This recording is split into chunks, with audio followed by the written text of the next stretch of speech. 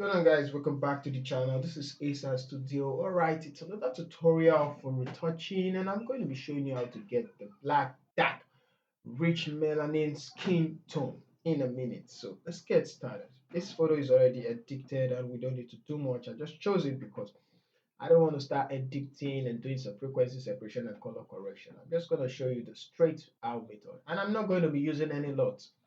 I'm just going to be using just one adjustment layer, and that's going to be the hue and saturation adjustment layer. I love this adjustment layer a lot, so kind of do what I said to do. So I'm going to select the hand to select skin tone, and now increase the slider. So you can see we have just lesser, uh, the skin colors are the same. So simply means the person who edited the photo did it well. Okay, so now I'm gonna make it 0 back. So we have the range. Now what we need to do is to adjust those three sliders, the hue, saturation, and lightness. I'm gonna start with the saturation. Let's bring it dark a little. Now it's gonna make it look darker. I'm gonna take it dark, make it back, take it back to where I know we still have just little skin color, not just to the back like this, no, just where we have little skin tone like this. So I guess we have some colors there. And now we can decrease the lightness. So it's going to make it darker. So it's time for the hue. We're trying to get a sweet spot for it. So you won't take it forward. It's going to look green.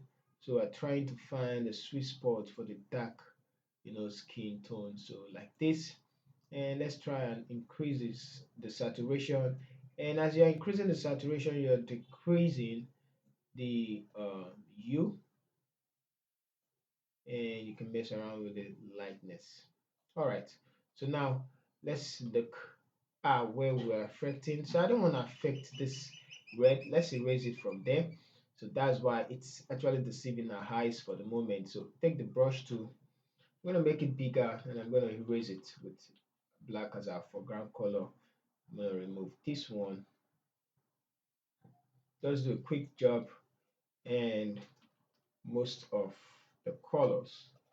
So let's get rid of this one. Let's make it increase, and I'm gonna erase it from not the end.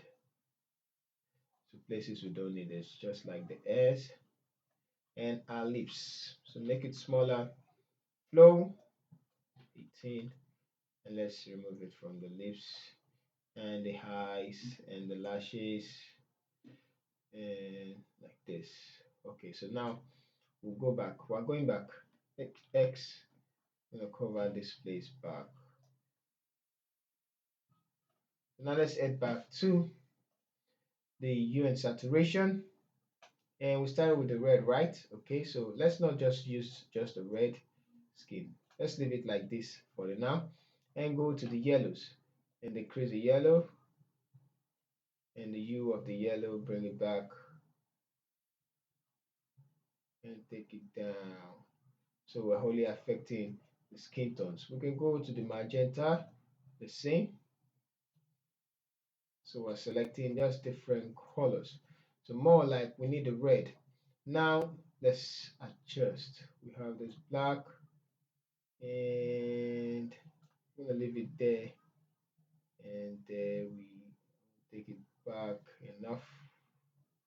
Trying to find a sweet. Okay, so that's a sweet spot for it. And now let's grab color lookup. But before the color lookup, I'm going to add this photo filter, and it's going to give it this rich tone. And you can drag it below before the adjustment. I mean the photo filter. Let's do it, and we're going to have it. But I like taking it on top, and I'm going to select this one and go to load 3D LUTs. I'm going to select the melanin and it's load, and boom. So we have this one, and create a stem visible layer, and let's see. This is our before, and then this is our after. This is our before, and then this is our after. If you feel like it's too much, we're going to decrease the opacity of this one, take this off. I'm gonna take this off. So let's increase the opacity and find the sweet spot for it. So this looks good.